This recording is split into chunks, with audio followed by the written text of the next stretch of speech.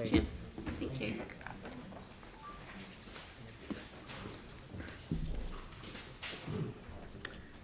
Waihoro Spreydon-Cashmere Community Board. We've got Lee Sampson today instead of Carolyn Potter. Yeah, good afternoon. Apologies from Carolyn, obviously. That's right.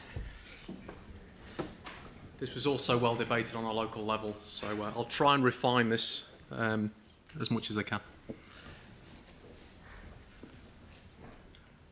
First, we urgently need collective action on climate change.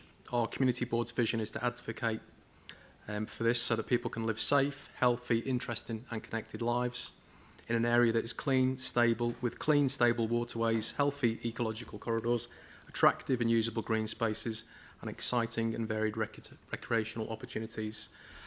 We acknowledge that central government is a big party in this, but also with it communities, unions, households, businesses, iwi, and local government itself is a key stakeholder. I don't think we can underestimate how much influence the people in this room have got in making active strides forward. We obviously support the draft strategy, but we did find it lacking in detail and tangibles, and also some measurability in terms of what we're trying to achieve. Secondly, in terms of the draft long-term plan, a major concern would be that we've made huge savings as an organisation over the last few months, and we're concerned that there isn't maybe a ring-fenced fund to make sure we can actually achieve some of the deliverables. So you've asked departments, managers to make significant savings, and we're worried that this might be saddled. Achieving some of these deliverables might be saddled back with staff with very little resources. A lot of this is going to depend on capital works.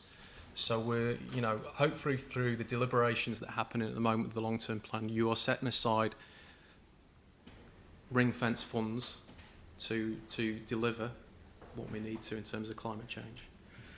In terms of the goals, there was 3 goals that we really honed in as a community board. Goal 3 is we have a just transition to an innovative, low-emission economy. A just transition is vital to achieving not only a clean environment, but also a healthy economy that is equitably distributes benefits. But we ask for more clarity on how social justice will be balanced with economic development. We expect a tripartite approach with employers, unions and government jointly developing policies to address employment and workforce challenges. We also support Work Programme 3, adapting and greening infrastructure systems, including increasing native tree cover across the city, which aligns with the Climate Change Commission's recent recommendations. But we ask that Council also take steps to streamline regulatory processes to make it easier for people to incorporate green infrastructure. We also ask that Council advocates to central government to make new homes greener. So that's Alexander talked about rainwater collection and grey water, renewable energy systems and improved glazing systems. And these also create a more resilient society as well. So there's a win-win there. The third programme that we really focused on was low-emission transport systems. Several of the priorities of our community board plan focus on sustainable transport options such as cycleways, and we also support rapid transit corridors and free buses for 2 years to encourage public transport. This was a conversation that was brought up this morning, but we're frustrated by the lack of vision in terms of the rapid transport mechanisms, rapid transit systems. We've already got at least 2 corridors. We've got a southeast to west corridor in terms of heavy rail from the port throughout west. And we've also obviously got a north connection as well, which aren't heavily used. So I think that's a really good starting point. And we've also got, so we just ask that the councillors do what they can to advocate in terms of the partnership committee to make sure that business case is forthcoming. We know there's a desire by central government to see rapid transit mechanisms, so we just ask you to do everything in your influence to try and make that happen as soon as practicable. So that's probably me in a nutshell. So.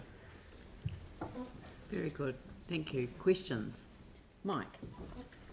Thanks for your submission. Just on your last point there, when you talk about the transit corridors and also free buses for 2 years, do you think when you look, I guess, at Greater Christchurch and actually where the population lies, that potentially we should be looking about how to move the residents of Christchurch through with public transport instead of actually going right out to where there's less people outside of the two districts? Yeah, we the analogy I had heard is the big fat banana, where you've got the growth out north and the growth to the southwest. So what you've got to actually reach those communities. So logical corridors would be obviously north. There'd be the university and the airport. There'd be Hornby, Horswell, and maybe even touching an R-patch. So it's frustrating to think that we think this, although the capital spend is big, I think there's some pretty obvious corridors. Yeah. Because I guess when you look at the current two, they're talking about, there's probably 50 to 60 kilometres of network there. Yep. But potentially, do you think there could be more gain by having potentially 5 10k or 6 10k corridors within Christchurch City that actually connects Christchurch City people? The visual representation I've seen is like a hand. It's like a 5-finger of all of those corridors. You've got a central corridor, you've got housing growth around it, and then you've got green space. So you've got that heading out to the east of the city is what I've seen. But I don't know if that answers your question, Mike. That's right. But, So the other thing when you talk about 2 years free public transport, do you think we also need to, as well as obviously the fare, which is a barrier to some people, not everyone, actually work out how we can actually allow more people to access public transport itself? Yeah, absolutely. We've got holes in our network in our area, several that I think are age-friendly. Spreydon-Cashmere has made a submission to ECAN on. The more coverage you've got and the more barriers you remove to using public transport, the better in our eyes. So just remove the hurdles. Right, Yep. One last question. And so do you think actually we should focus, I guess, on these livable communities where you can actually get everywhere you need to go, employment, school, within a 15-minute walk or bike ride? Yeah. Thank you. Anyone else? Jimmy Chen. Thank you. Mayor, your particular concern, particular because of this year, council long-term plan is kind of take a prudent way, conservative long-term plan. You're concerned whether it's sufficient resources or budget to implement those climate change. But I just want to know in which area you thought a moment I'll draft a long-term plan, whether need to proper amendment can achieve this climate change goal. Particularly, you emphasize program 7 low emission transport or program 3. Those good planning and engage working with the community. I think every part, because we haven't got many tangibles, we haven't got a roadmap in terms of the strategy. So I think everything needs to be looked at it in terms of cost benefit analysis. But you're going to need a fund to actually, to carry out.